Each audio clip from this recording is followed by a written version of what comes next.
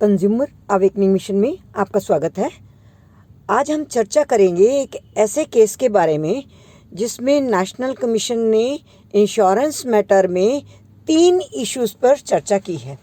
ये 3 इश्यूज़ हैं: whether surveyor report can be rejected against estimate given by authorised dealer, meaning thereby कि क्या surveyor की report को रिजेक्ट किया जा सकता है यदि ऑथराइज्ड डीलर कुछ और रिपोर्ट दे तो, नंबर 1। नंबर 2, क्या इस पर्टिकुलर केस को टोटल लॉस में कवर किया जा सकता है। इसके लिए हम इस केस के पूरे फैक्ट्स पर चर्चा करेंगे। और तीसरी बात थी, इस मैटर में 85 डेज़ का डिले था इसको रिवीजन पिटिशन फाइल करने में, तो उस पर भी नेशनल कमीशन ने चर्चा की है।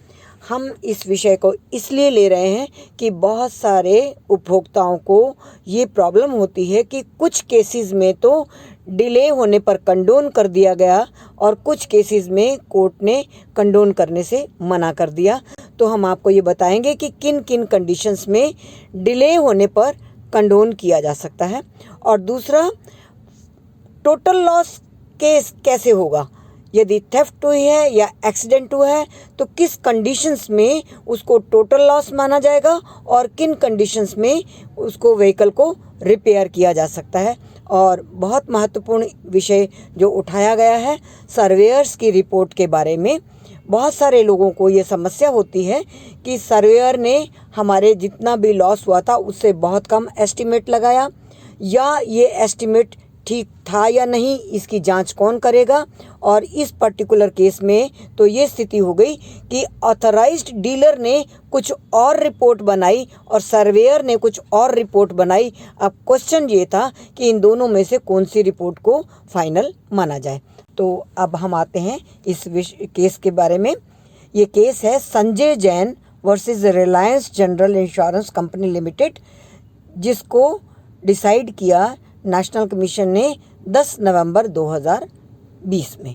फैक्ट्स क्या थे इस केस में कि संजय जैन ने एक जापान से कार इंपोर्ट की और रिलायंस जनरल इंश्योरेंस कंपनी से उसको उन्होंने इंश्योर्ड करवाया। और जो इंश्योरेंस का पीरियड था वो था 21/9/2010 से लेकर 20/9/2011 तक।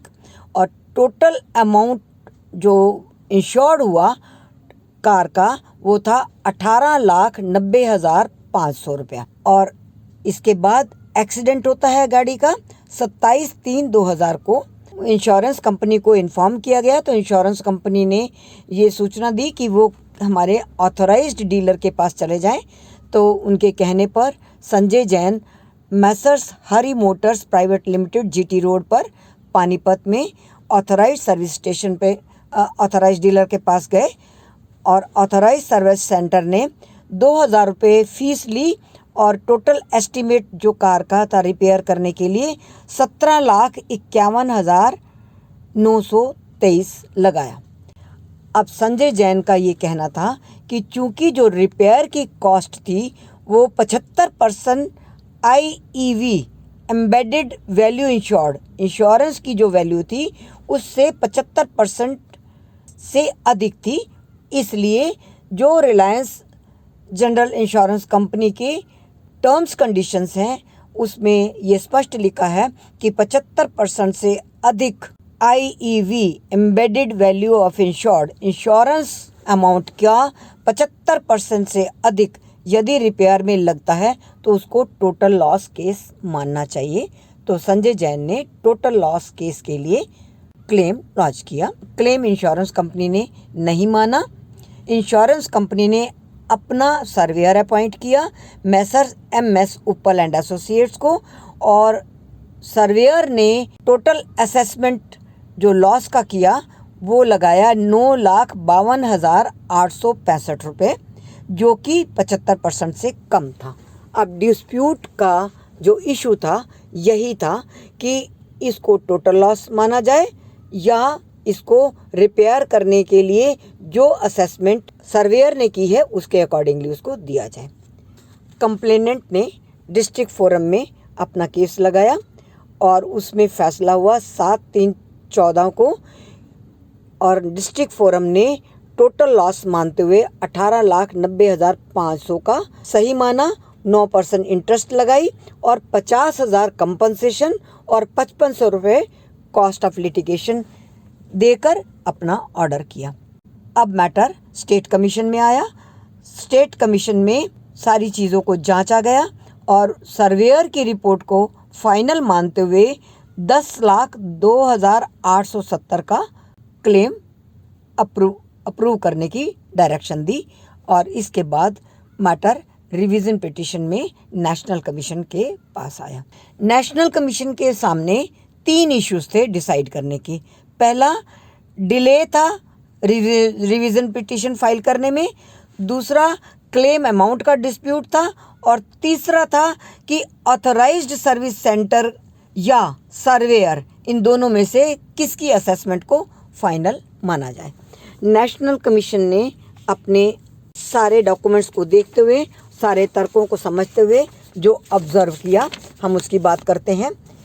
नेशनल कमीशन ने माना कि डिले ऑफ 84 डेज के लिए एक पर्टिकुलर एप्लीकेशन लगाई गई थी जिसमें डिले का कारण बताया गया था और सुप्रीम कोर्ट तक बहुत सारे ऐसे केसेस हैं कि जेन्युइन केस होने पर आप डिले को कंडोन कर सकते हैं।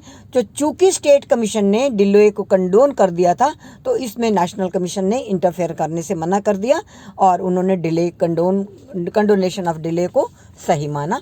दूसरा इशू क्लेम अमाउंट का था। क्लेम अमाउंट के बारे में जो क्लेमेंट ने, कंप्लेनेंट ने लिखा था कि हमारी तो आपस में कम्युनिकेशन भी चल रहा था और इंश्योरेंस कंपनी ने वादा किया था कि वो टोटल लॉस क्लेम फाइन पास कर देंगे और उसके लिए वो कंसिडर कर रहे हैं। तो उसमें उन्होंने अपने कम्युनिकेशन जो ईमेल के द्वारा हुआ 11/7/2011 को जो इंश्योरेंस कंपनी ने उनको लिखा था उसकी बात कही। उसमें इंश्योरेंस कंपनी ने लिखा था कि हम एक्सप्लोर कर रहे हैं कि आपकी साल्वेज को कैसे प्राप्त किया जाए और साल्वेज की कैसे असेसमेंट की जाए। इन शब्दों से ये कहीं भी जाहिर नहीं होता कि इंश्योरेंस कंपनी ने कहीं वादा कर दिया। ये एक प्रोसेस है टू कंसीडर देयर क्लेम कि साल्वेज आएगी, उसकी असेसमेंट होगी और ये भी कहा गया कि ऐसी सिचुएशन हो गई है देश में, साल्वेज की गुड वैल्यू नहीं मिल रही है। दैट शोज़ कि अभी वो सोच रहे हैं, ऐसा नहीं कहा है कि उनका क्लेम हम टोटल लॉस क्लेम मानेंगे। दूसरा इशू था admissibility of authorise service centre. तो इसके लिए भी नेशनल कमीशन ने माना है कि सर्वेयर जो अपॉइंट होता है वो इंश्योरेंस एक्ट के तहत जो प्रोवाइडेड है उसके अकॉर्डिंगली होता है और इसकी जो रिपोर्ट है उसको ऐसे हम ब्रश आउट नहीं कर सकते और वो एक ऑथराइज्ड पर्सन है, उसकी जो रिपोर्ट होगी वो फाइनल मानी जाएगी। किसी भी प्राइवेट कंपनी की लाइक ऑथराइज सर्विस सेंटर की रिपोर्ट उस पर हावी नहीं मानी जाएगी। इसलिए जो एस्टिमेट सर्वेयर ने लगाया है उसी को फाइनल माना जाएगा। और अंत में ये माना कि स्टेट कमीशन ने जो असेसमेंट की और जो ऑर्डर किया 10,02,870 का, उसी को नेशनल कमीशन ने फाइनल माना और कंफर्म किया और ये माना कि ये मैटर टोटल लॉस की कैटेगरी में नहीं आता क्योंकि इसमें जो सर्वेयर ने असेसमेंट की है वो 75% से अधिक नहीं बन रही है। इसलिए नेशनल कमीशन ने, स्टेट कमीशन ने जितना ऑर्डर किया उसी को कंफर्म किया, साथ ही 50,000 का कंपनसेशन और 5500 का कॉस्ट ऑफ लिटिगेशन उसको चेंज नहीं किया, वो भी देने के आदेश दिए। लॉ पॉइंट इसमें क्या डिसाइड हुआ कि अपॉइंटमेंट जो सर्वेयर का होता है वो इंश्योरेंस एक्ट 1938 के तहत है, इसलिए सर्वेयर की रिपोर्ट ही मान्य होगी। Thank you very much friends, बने रहिए हमारे साथ। हमारे वीडियो को अधिक से अधिक शेयर करिए, हमारे चैनल को सब्सक्राइब कर लीजिए, आइकॉन बटन को ज़रूर दबाइए ताकि हमारे फ्यूचर अपलोड्स आपको रेगुलरली मिलते रहें। Thank you very much. फिर मिलेंगे किसी नए इशू के साथ। थैंक्स।